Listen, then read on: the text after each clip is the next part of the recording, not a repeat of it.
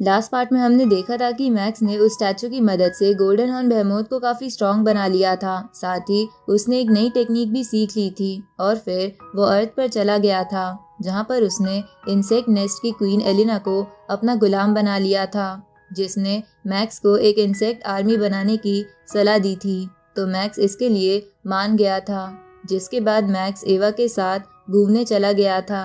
अब आगे इस पार्ट की शुरुआत में हम देखते हैं कि एवा और मैक्स अर्थ की मार्केट में घूम रहे थे, जहां एवा मैक्स से कहती है कि आज हम पुराने कपड़ों में घूमते हुए काफी अच्छे लग रहे हैं। ऊपर से तुम अब बहुत फेमस हो गए हो, इसलिए तुम अपना आर्मर यहाँ नहीं पहन सकते, वरना तुम्हें कोई पहचान लेगा। इसके बाद वो इधर उधर घूमने लगते हैं, जहाँ मैक्स अर्थ की टेक्नोलॉजी को देखकर हैरान हो गया था, क्योंकि अर्थ पर अब सफाई का काम रोबोट्स करते थे। साथ ही अर्थ पर नई नई कार्स भी आ गई थी। उसी वक्त मैक्स देखता है कि जिस एकेडमी में वो पहले पढ़ता था, वहाँ के बोर्ड पर उसकी और एवा की बहुत बड़ी फोटो लगी हुई है, जिसमें लिखा था कि ये दोनों इसी स्कूल के एलुमनी हैं। तो ये देखकर वो खुश हो जाते हैं। जिसके बाद मैक्स बोलता है कि अर्थ पर पहले भी ये चीजें इसी जगह पर थी और आज भी यहीं पर है। अब वो दोनों एक बर्गर शॉप पर जाते हैं, जहां एवा और मैक्स शादी से पहले आया करते थे। तो बर्गर शॉप पर बैठने के बाद एवा मैक्स से कहती है कि जब अर्थ का डेवलपमेंट प्रोजेक्ट स्टार्ट हुआ था, तब ये डिसाइड कर लिया गया था कि अर्थ की कुछ खास लोकेशन को चेंज नहीं करा जाएगा, बस उसे रीडेवलप करा जाएगा।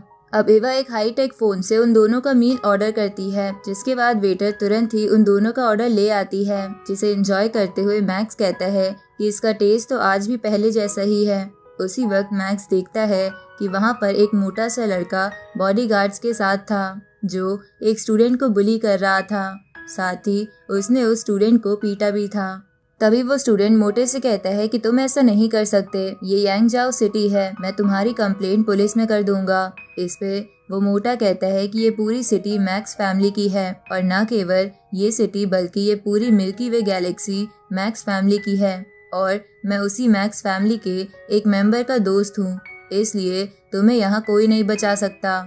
इधर आसपास खड़े लोग बातें करने लगते हैं कि इसने तो मैक्स फैमिली से पंगा ले लिया है, अब स्टूडेंट का क्या होगा। इधर मैक्स ये सब देखकर सोच रहा था कि मुझे पहले थोड़ी देर ऐसे ही ऑब्जर्व करना चाहिए कि आगे क्या होने वाला है। उसी वक्त वहाँ पर एक बड़ा सा प्लेन आ जाता है, जिसमें से यान चेंग नाम का एक अय्याश लड़का अपनी गर्लफ्रेंड के साथ उतरता है। तो उसे देखकर मैक्स उसके बारे में एवा से पूछता है, जिसपे एवा हंसते हुए बोलती है कि ये तुम्हारा ही 8वीं पीढ़ी का पोता है।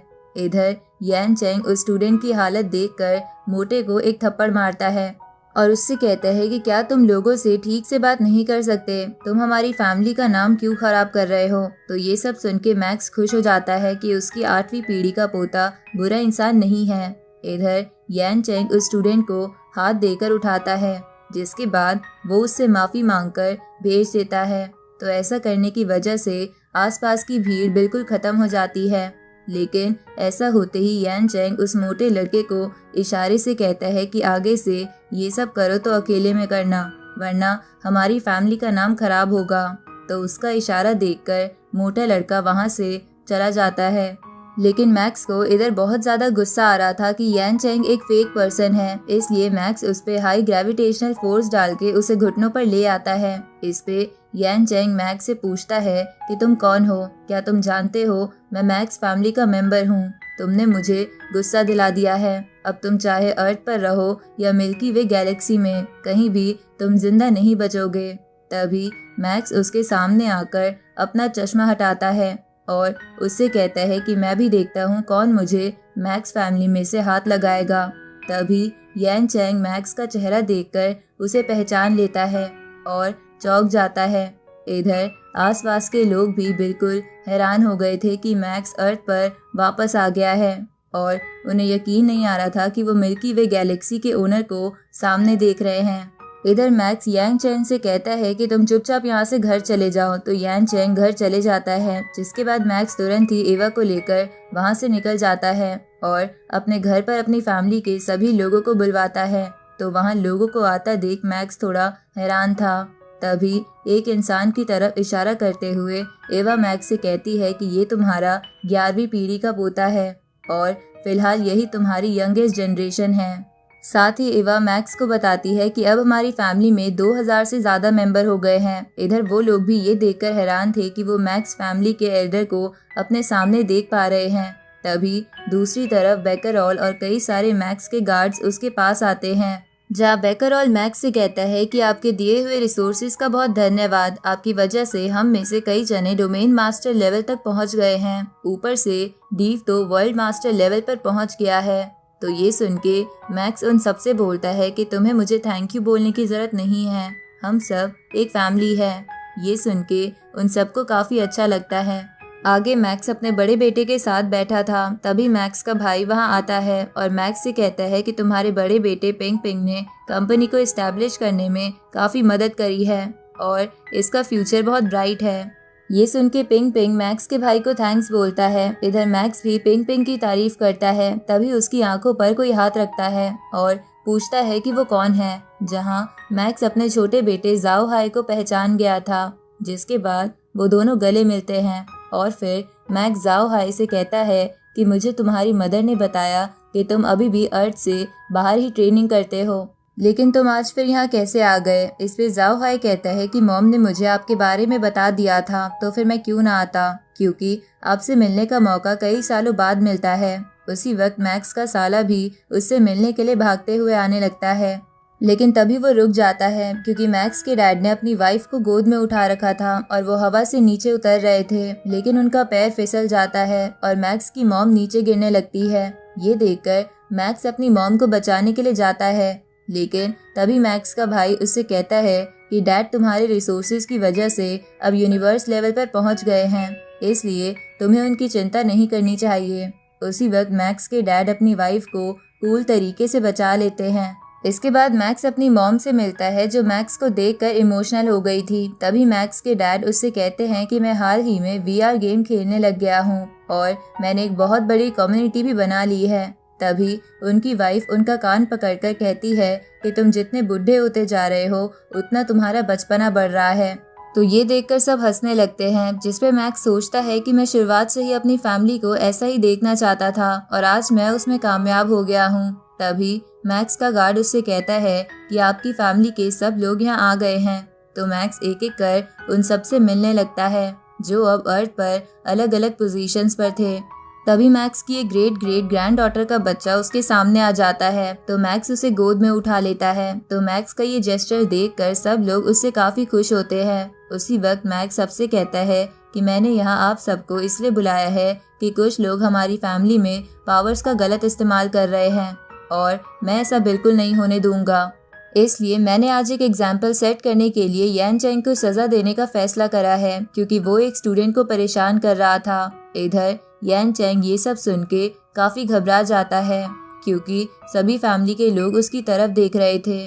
तभी मैक्स उससे कहता है कि ये पार्टी एंजॉय करके सीधा अपने घर चले जाना, क्योंकि मेल पर तुम्हें तुम्हारी सजा बता दी जाएगी।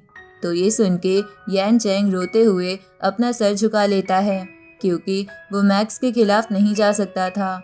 आगे सब पार्टी एंजॉय करने लगते हैं और मैक्स एवा के पास आ जाता है, जहां एवा मैक्स से कहती है कि हमने इन्वेस्टिगेट करा है कि यान चैंग ने कोई बड़े बड़े क्राइम्स नहीं करे हैं, इसलिए उसे 10 साल तक माइन में काम करने की सजा दे दी गई है। इस पे मैक्स कहता है कि तुमने ये अच्छा किया, इसकी वजह से बाकी फैमिली मेंबर्स गलतियां नहीं करेंगे। इसके बाद एवा मैक्स से बोलती है कि पार्टी के बाद मैं तुम्हें कुछ दिखाना चाहती हूँ। इस तरफ हम दूर स्पेस में एक बंदे को देखते हैं, जो बोलता है कि तुमने काफ़ी अच्छी टेक्निक की मदद से मिल्की वे गैलेक्सी को छुपा रखा है। अगर तुम्हें वर्चुअल यूनिवर्स कंपनी मदद ना करती तो मैं तुम्हें कब का ढूंढ चुका होता। इसके बाद वो कल्टीवेटर स्पेस में क्रैक बनाकर मिल्की वे गैलेक्सी का रास्ता खोल देता है और उसके अंदर एक शिप को भेज देता है, जिसके बाद वो उस क्रैक को बंद करके वहां से चला जाता है। इधर एवा पार्टी के बाद मैक्स को एक मेटल का टुकड़ा दिखाती है और मैक्स से कहती है कि अर्थ पर जब रीडेवलपमेंट प्रोग्राम चल रहा था तभी हमें ये टुकड़ा मिला था। हमने इस पे रिसर्च करी तो हमें पता चला कि इस पे सूरज जितनी गर्मी का भी कोई असर नहीं होता और इस मेटल की हार्डनेस लेवल F की है। ऊपर से जहाँ से हमें ये टुकड़ा मिला था वहाँ की मिट्टी से हमें पता चला कि ये टुकड़ा लगभग 600 मिलियन ईयर्स पुराना है। लेकिन इस पे अब तक कोई जंग वगैरह नहीं लगा है। तो ये सुन के मैक्स कहता है कि ये बहुत ही हल्का है, साथ ही एक जेट जैसा फील देता है। इधर बबाता उस मेटल के टुकड़े के बारे में इंफॉर्मेशन निकालने की कोशिश करती है, लेकिन उसे कुछ नहीं मिलता। तो मैक्स कहता है कि इसके बारे में ना वर्चुअल यूनिवर्स कंपनी में कुछ है, ना गोल्डन हॉर्न बेहेमोथ की मेमोरी में इससे रिलेटेड कुछ है। ये सुन के एवा मैक्स से कहती है कि क्या इसके बारे में पता लगाने का कोई और तरीका है। इस पे मैक्स कहता है कि अभी तो मुझे इसके बारे में कुछ नहीं पता। इस तरफ हम उसी स्पेसशिप को देखते हैं जो मिल्की वे गैलेक्सी में आ गई थी, जिसके बाद वो स्पेसशिप खुद को इनविजिबल कर लेती है और उस स्पेसशिप का एआई शिप में बैठे लोगों से कहता है कि हम अपनी डेस्टिनेशन पर पहुंचने वाले हैं और फिर हम अपना जासूसी का काम शुरू कर सकते हैं। इधर उस शिप में बैठा एक बंदा कैप्टन से पूछता है कि हमें जिस अनडाइंग लेवल के बंदे ने यहाँ भेजा है, क्या आप उसे जानते हो? क्योंकि मैं कभी भी स्पिरिचुअलिटी वाले अनडाइंग लेवल वाले कल्टीवेटर से नहीं मिला हूँ। इस पे वो कैप्टन उसे डांटते हुए कहता है कि हम लोग ये बात जानने के अभी लायक नहीं हैं। हमारा करंट टास्क अर्थ पर छुपके मैक्स के बारे में इंफॉर्मेशन कलेक्ट करना है और मौका मिले तो उसे मार देना है, क्योंकि हमारे मास्टर अपना प्लान एग्जीक्यूट करना चाहते हैं। इधर मैक्स गार्डन में बैठकर उस मेटल के टुकड़े के बारे में ही सोच रहा था। तभी वो उस पे स्पिरिचुअल पावर इस्तेमाल करने की कोशिश करता है, पर उस पे स्पिरिचुअल पावर का कोई असर नहीं होता, बल्कि वो स्पिरिचुअल एनर्जी उस मेटल के टुकड़े के अंदर ही घुस जाती है।